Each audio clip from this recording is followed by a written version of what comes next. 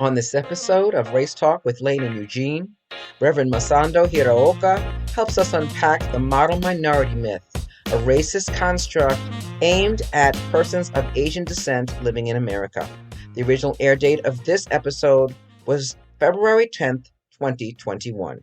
So, I'm Reverend Lane Cobb. Welcome to Race Talk with Lane and Eugene. So happy to have everyone here. We have a wonderful guest for you this morning. I'm going to turn the show over to my co-host, Reverend Eugene Holden, and he will introduce our guests. Welcome, welcome. Yes. Sama, it's good to see you back. Today's guest is a dynamic speaker. He's an associate minister at Mile High Church of Religious Science in Lakewood, Colorado. But more importantly than that, he's one of my best friends. And Reverend Masando Hiraoka will be speaking to us on the model minority myth. Something that I didn't know about until he and I spoke about it a few weeks ago. My brother Masando, it's on you.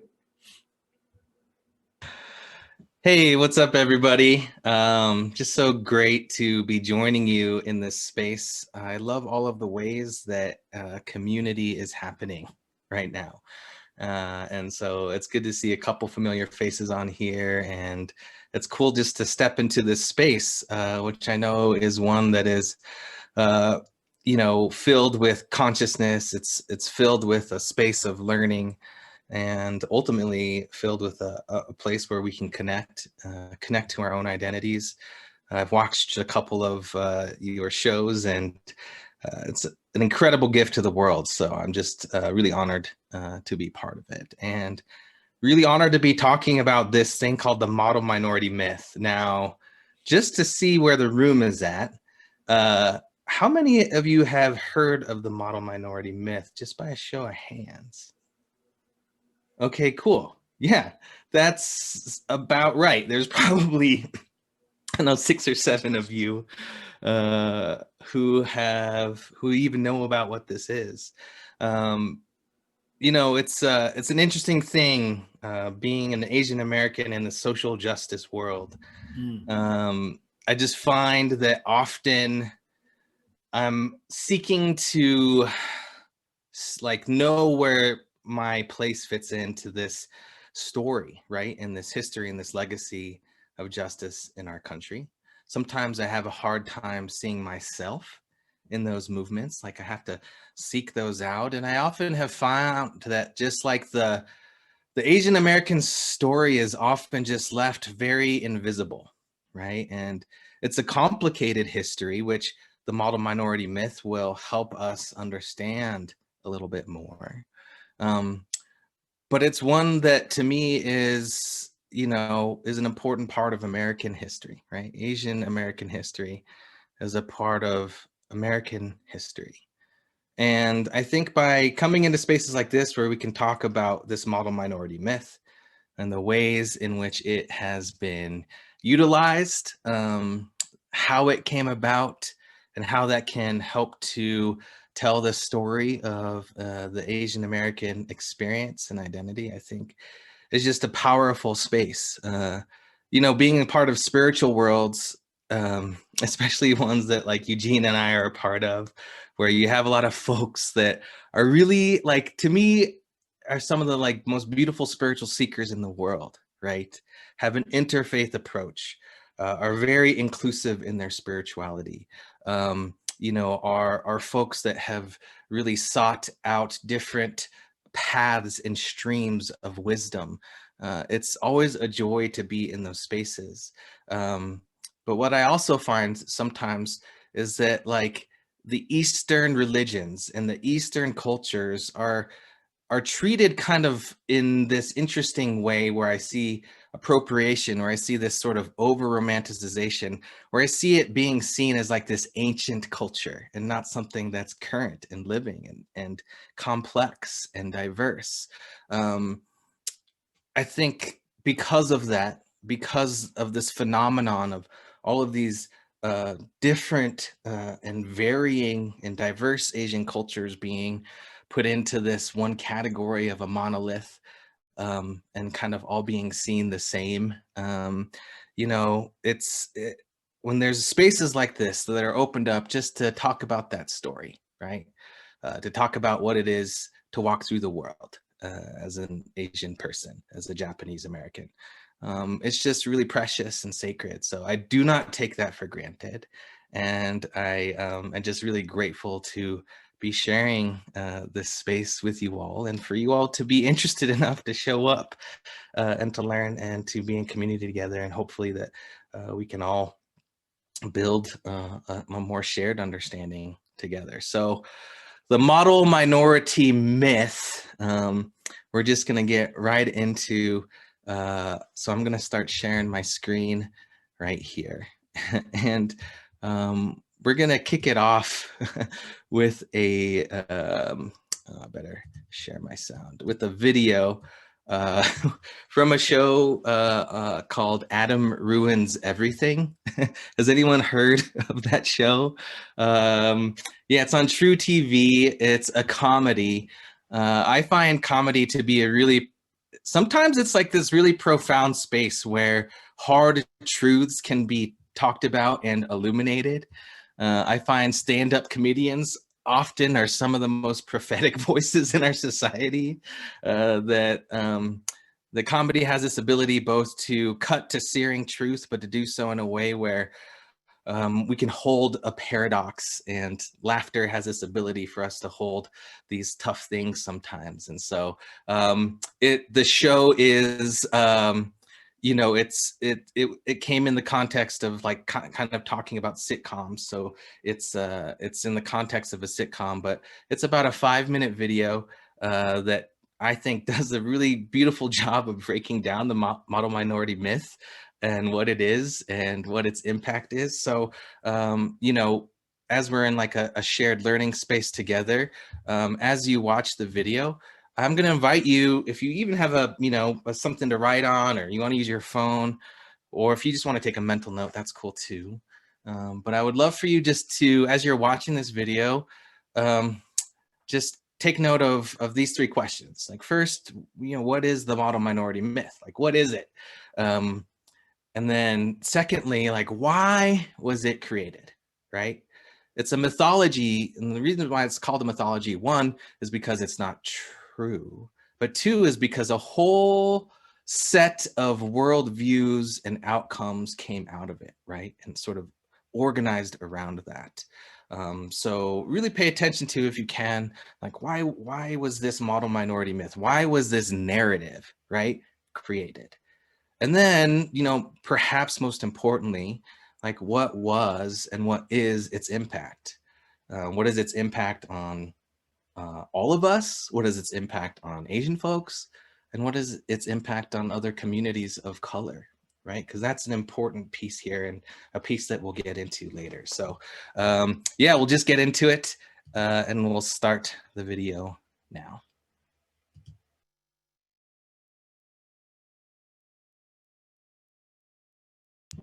I always like to leave at the end of the video when he says, subscribe, or scroll down to the comments and weep for humanity. So often that's what happens when you're watching these videos around race and identity. But I would love for us to share perhaps some of the things that you were able to catch. So would anybody be sort of willing to take a shot at, you know, what is the model minority myth? Like, if someone were to come up to you and or ask you, like, dude, what, I've heard of this thing called the model minority myth, like, what is it? Yeah, Carol. Thank you. My oldest stepdaughter, who is 37 now, was adopted from Korea at 3 months old. And she has developmental delays and epilepsy. Lives in a group home now. When she was in high school, I had a school psychologist say to us, she doesn't need to be in special education because, you know, all Asians are smart. And my husband and I were like, what?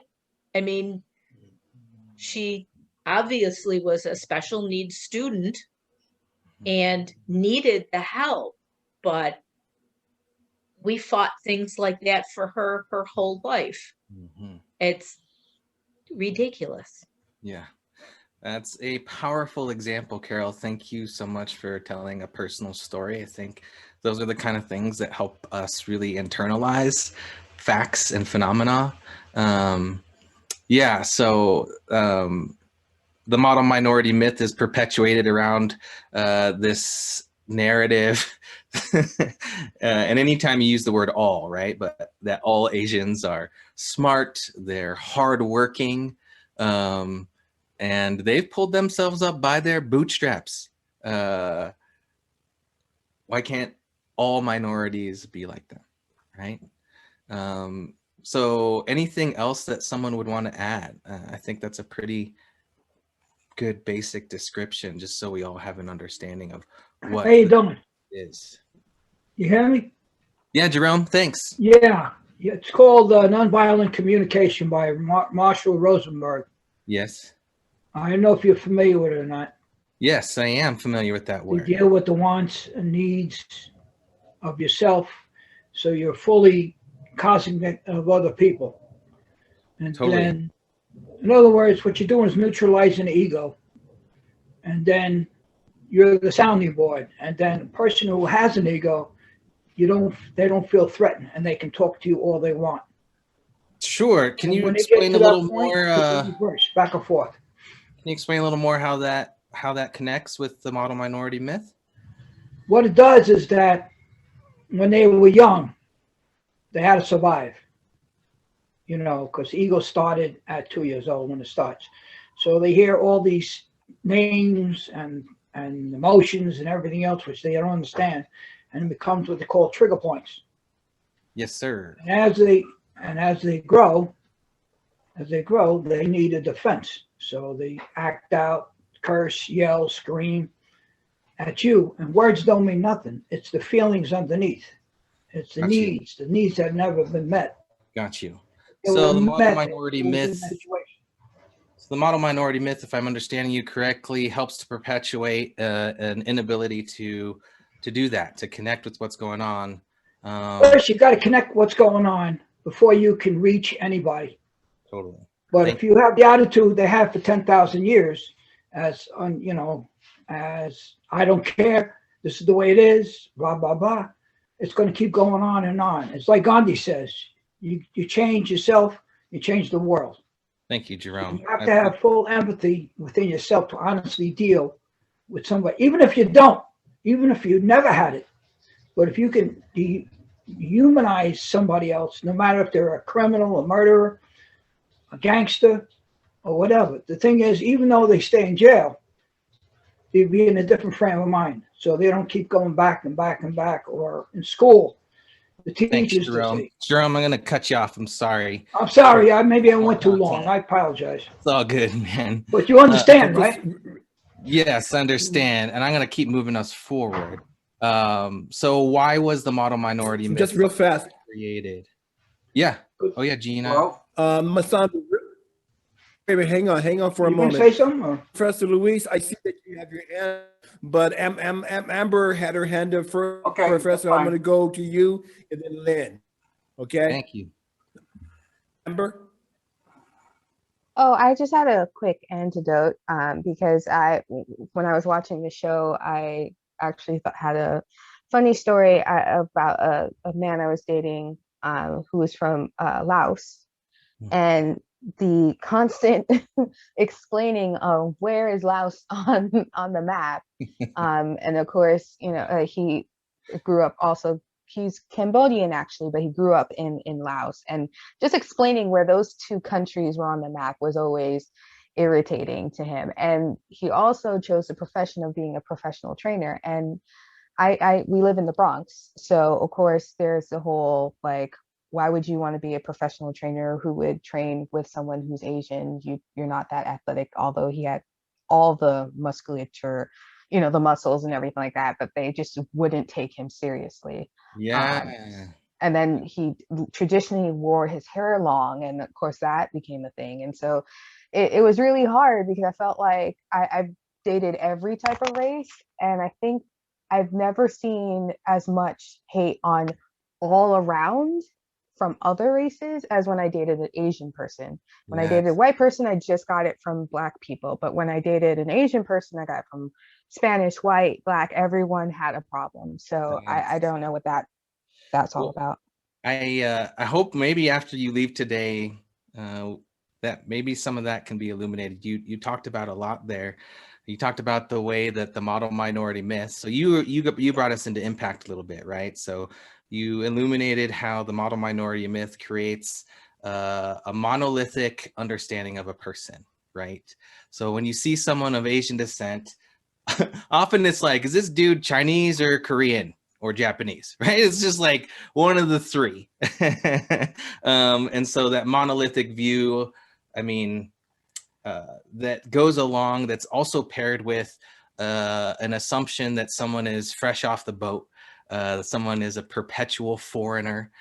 These are things that happen walking through the world as an Asian American person. It's this idea that Asian folks aren't American, right? They're immigrants and they're newly immigrated. And that narrative is changing a little bit right now, right? Now there's a whole new group of folks that are being seen as perpetual immigrants, right? But the fact is, Asian immigrants, there's still about 1.5 million undocumented Asian immigrants here in the country right now. So it still remains one of the highest, largest groups in our country. So yes, we will talk specifically more about the impact that this has had on the relationship between communities of color and the Asian community, and how the model minority myth impacts that. And you may have caught a little bit about that. Lynn, good to see you. Wait, hang on. Before we go to Lynn, we need to go to Professor Luis. Okay, Hi, cool. thank you for And then having me. Lynn. Hey, Professor. This whole topic, it's under the myth of eugenics.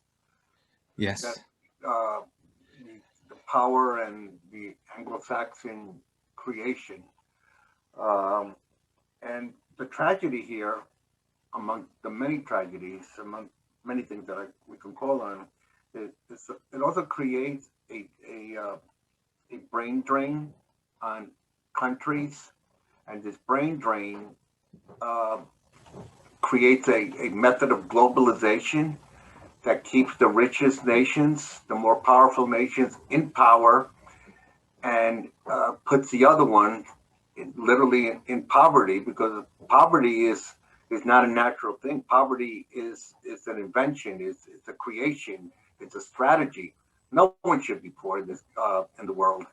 But that's where this brain drain, that's a consequence of the brain drain.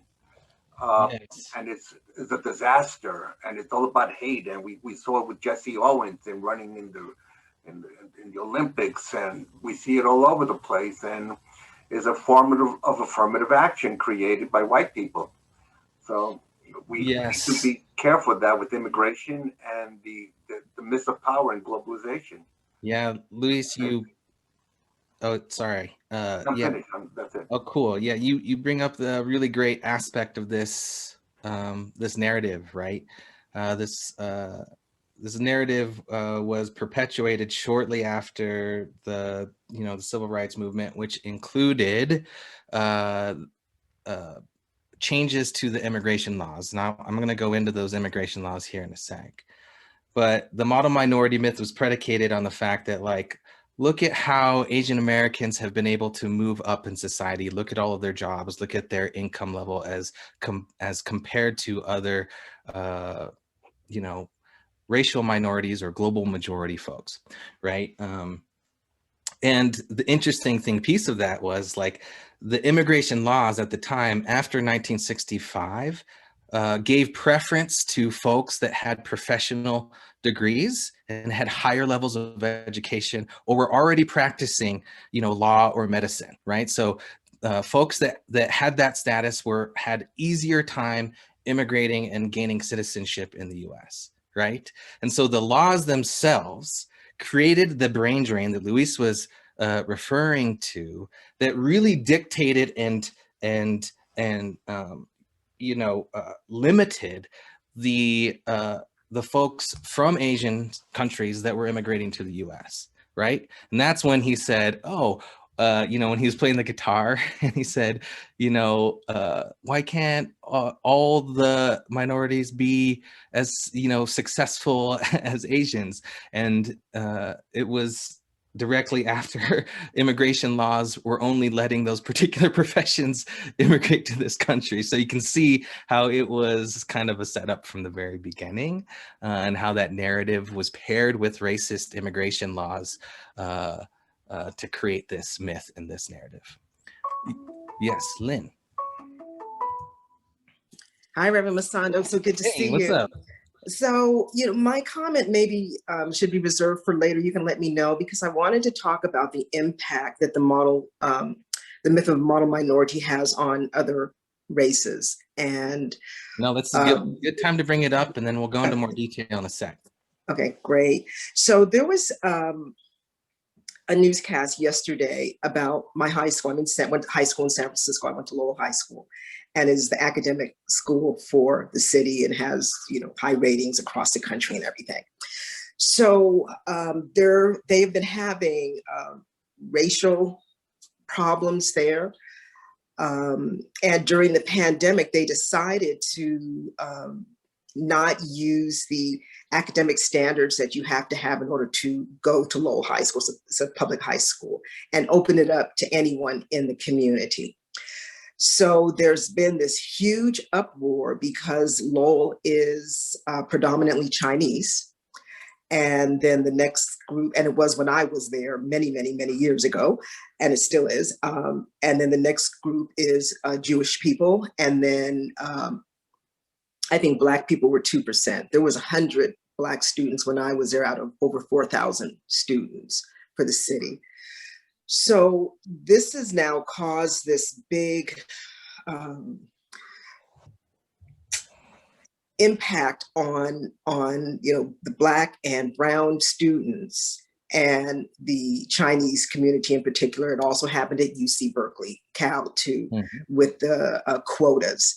So I would like for you to just talk a little bit. I guess you're going to talk a little bit more about that impact, and it's really just, it is just so sad because so many people have fought for everyone to be able to be admitted to colleges and to higher education and to some of the better schools. And it's not just one group or another group, but to now pit the brown and Black people against and in San Francisco is against primarily the Chinese community is just very sad. Yeah, I think you illuminated something really beautiful there. So I'm gonna summarize kind of the things that have been said, and then move on with my a few little slides that'll just give us some quick little history. So the model minority myth, I think, has been pretty well articulated here. It's a mythology that is rooted around the myth that all Asian people are hardworking, smart, good at math, and because of that, have been able to earn success in our country. Excuse me, may I make a comment that goes back to your question about why was it needed? Yes, and why it was created. You can go right there. And that's all right, because I think those of us who are on this call who are in our 80s remember World War II and all the propaganda we were fed about how evil the Japanese were. So in that respect, I think that's the whole carryover, that lumping together all Asian people particularly because of the Japanese and World War II. And I think that if people went sort of over, they overdid it as far as the myth was concerned, just to counteract all that negativity that had been created for us as a society. Yes, thank you. Thank you, Karen. Yeah, that could have been a piece of it. The video referred to some other political reasons for that, particularly in relationships with Asian countries economically, and the US wanting to utilize those relationships for economic gain, right? But another really important reason that this model minority myth was created was to justify legislation and laws, specifically around communities of color, that prevented them from, that basically justified them not passing things that would help to benefit those communities, right? And so the impact of that is saying that, like, listen, anybody in this country can make it, right? Like, the American dream is still alive, and Asian people are, they're the models for that, right? And what it ended up doing was it created a narrative that pit communities of color against each other, that inevitably created tension between those groups, right? So it was justification for unjust laws and legislation, right? And it was done so when you talk about dehumanization, like, there is dehumanization happening in all of that, right? In the creation of the model minority myth, in the ways that the legislation of only letting professionals in help to perpetuate this myth and help to give false proof of that myth.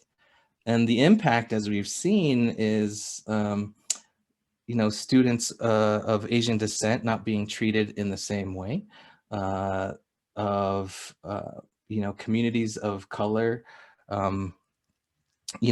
focusing their frustration on Asian communities. And we'll talk more about specific examples of that.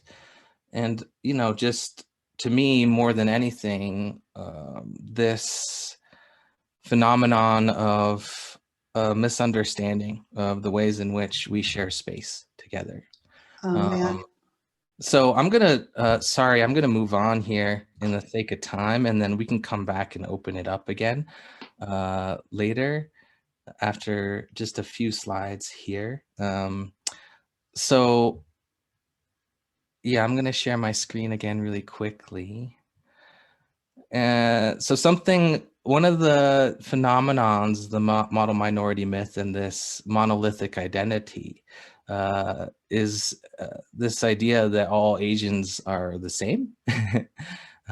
When you look at the actual number of countries that compose this very large community, you see East Asian, you see South Asian, you see Southeast Asian, right? And all of those countries there on the left, and more than 20 countries are represented, right? Each has its own culture, its own history, its own food, its own values that are rooted in their culture, right? And it's in fact still one of the fastest growing groups, even though, you may look out into your own community and maybe not even have any Asian people in your life. It's still one of the fastest growing groups in our country. And it's so diverse that there's not really one country that dominates the population. But the largest communities are Chinese, Indian, and Filipino, and those are in fact the communities that have been immigrating to the US for the longest period of time. So you have folks kind of like myself, like I'm a 5th generation Japanese American, I'm a Gosei. My family came over in the first wave. And so I think that's just an important piece for all of us to look at and to remember. So the first Asians that immigrated to the US actually arrived in 1587, right? So that's how long folks of Asian descent have been immigrating here. In the 1600s, Chinese and Filipino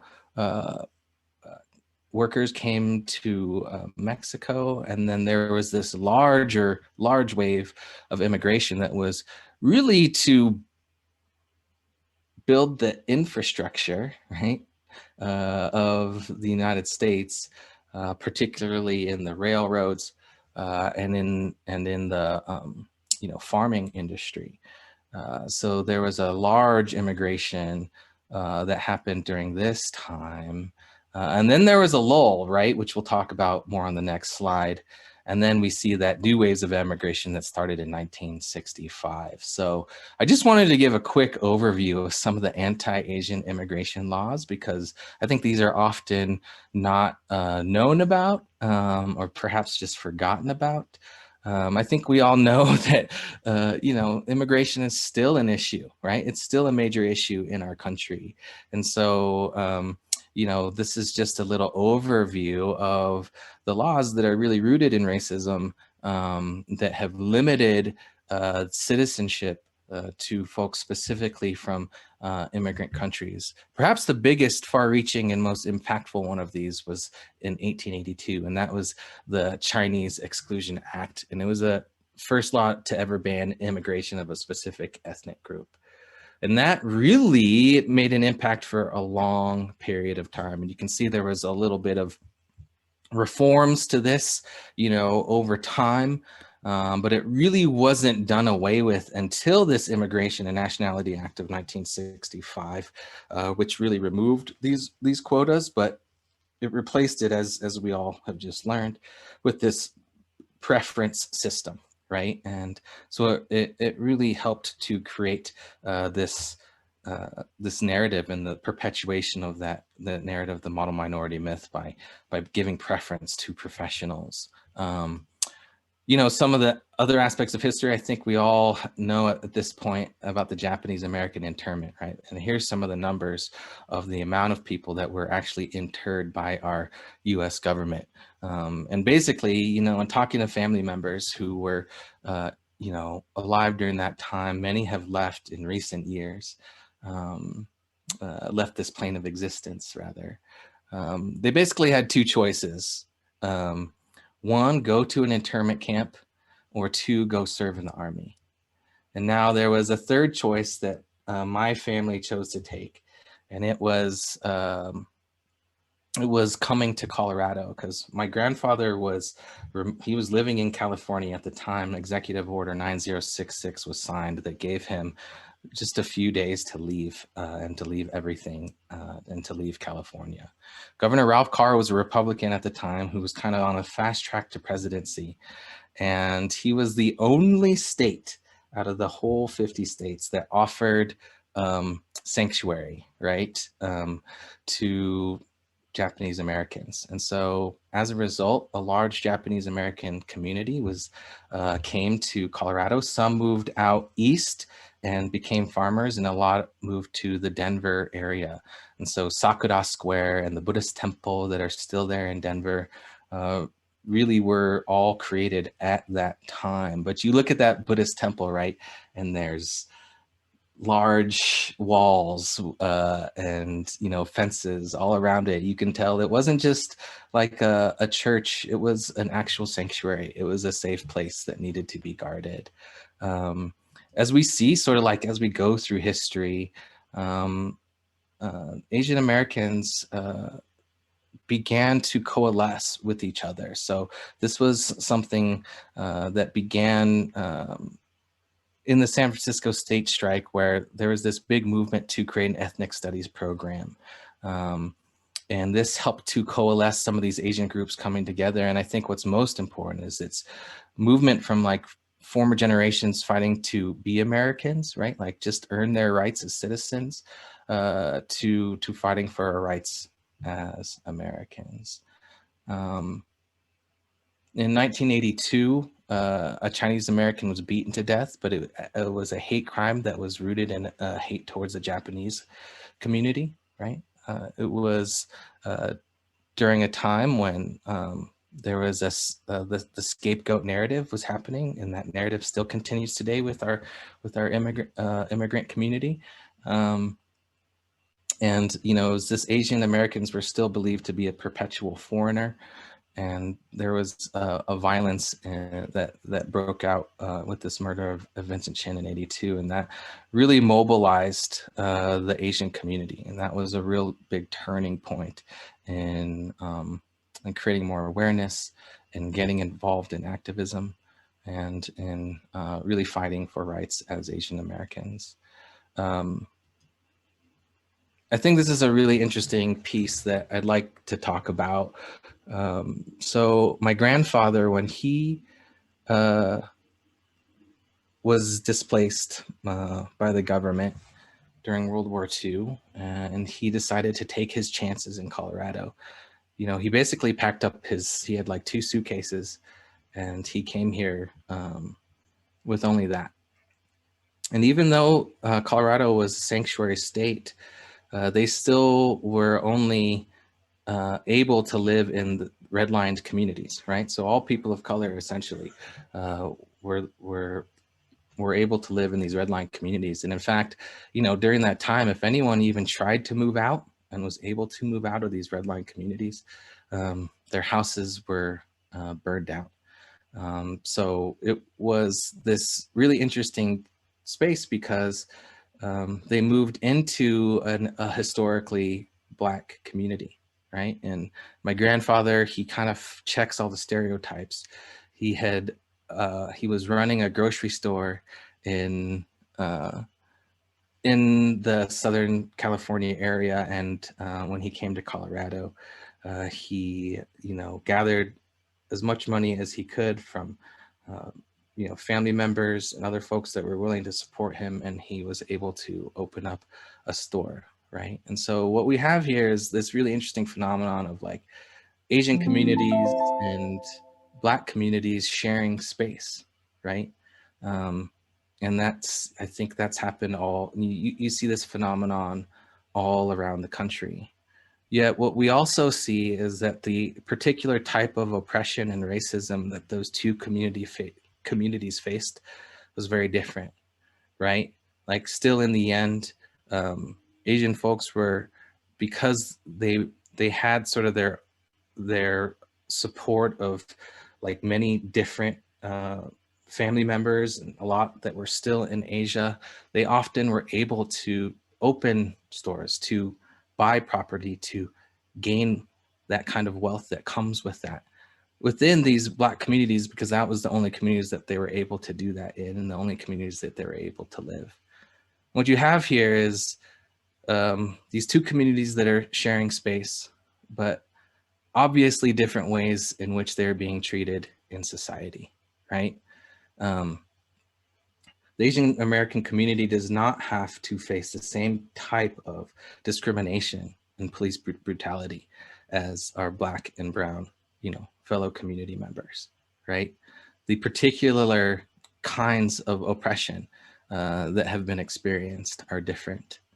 And that model minority myth, right, that has pitted those communities against each other, you know, have really played out, right? And you can see how resentment could so easily build when a group of people are being utilized and justified for ways in which you know, racist legislation has been enacted.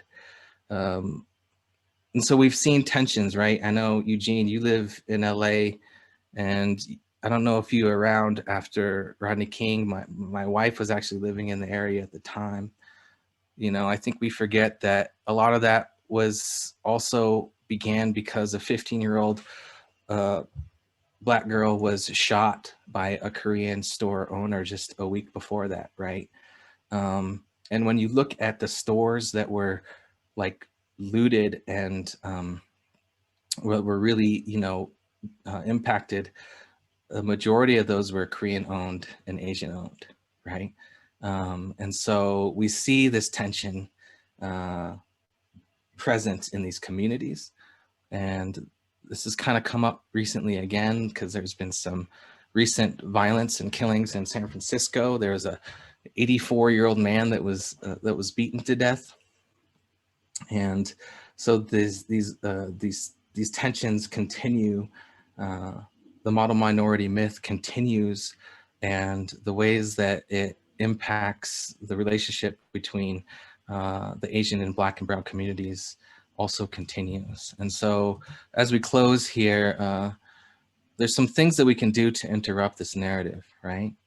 And one of the easiest things that we can do is to identify and name the model minority myth, right? Just like be able to see it and call it out when you see it, and recognize that the stereotypes that we may have, even if those stereotypes may be deemed positive in your mind, that they're probably stem from this model minority myth. Another thing that we can all really do is see APIA, see Asian Pacific Islander Americans as unique, right? And not as a monolith. Continue to learn about history as much as you can. Bravely look at your own biases that could be rooted in that model minority myth, right? And then I think something that can really happen is if cultivating restorative practice between communities of color, right? And this is something that I'm working on with some folks that I'm in some, people of color caucuses with that I do community organizing.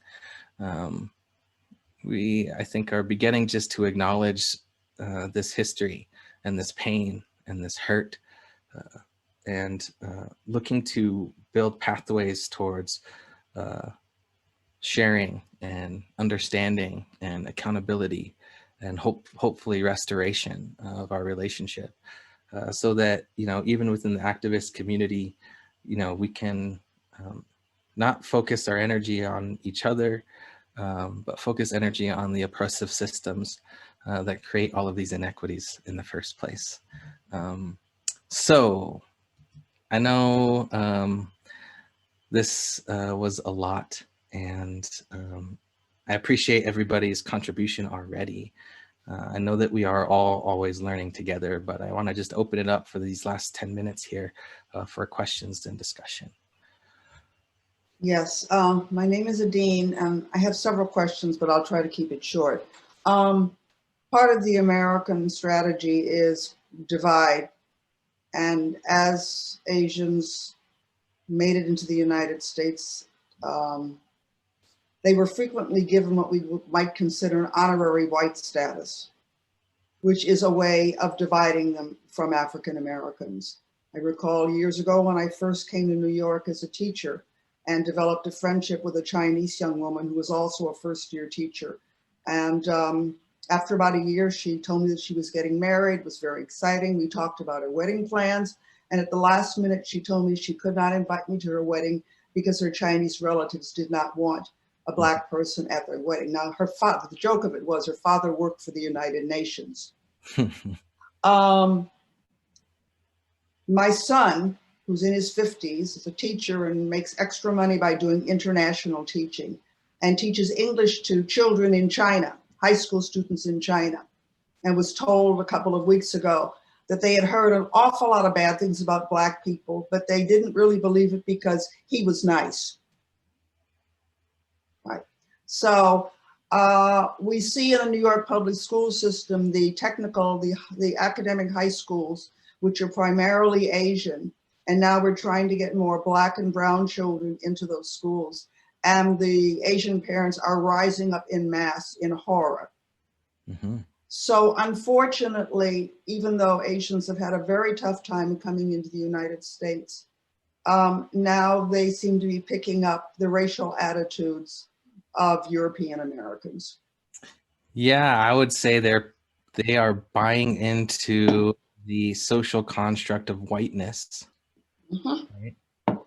And sacrificing as anybody that, anybody that engages with the power that comes with that, sacrificing the identity and the history of their own story, right? And this is why whiteness impacts us all, right? And this is, but it's also when you look at the history of the social construction of race, and you look at the ways in which that hierarchy was formed, right? When you look at the hierarchy that was formed in the social construction of race, when capitalism was mapping onto the Enlightenment, and this idea of race really came onto the scene to justify the immoral and unjust practices of slavery, as well as all the other things that were happening during that time. You see that Asians were like right there, right below white folks, right? In that hierarchy. And you can go and look this stuff up, right? And then you can see how this plays out, right? You can see how that hierarchy, how the social construct of race that was set up by this hierarchy that utilized pseudoscience to do so is still playing out. And so, you know, I don't have an answer to that other than like, it's not surprising that this phenomenon is happening. And then that people buying into that narrative would then try to fight and defend the power that they've been given, right? And so that's why I think these restorative practices, talking about race, being willing to talk about the complexity of it, you know, gives us back our identities that aren't you know, so influenced by these systems of inequity and power and capitalism that have really been created. And so, yeah, thank you for pointing that out. I think it makes this kind of work, and I think it makes this kind of reconciliatory, restorative work between communities of color all that more important. So thank you for bringing that up. Who Lynn? else? We'll go with Lynn and then we'll go with Laura.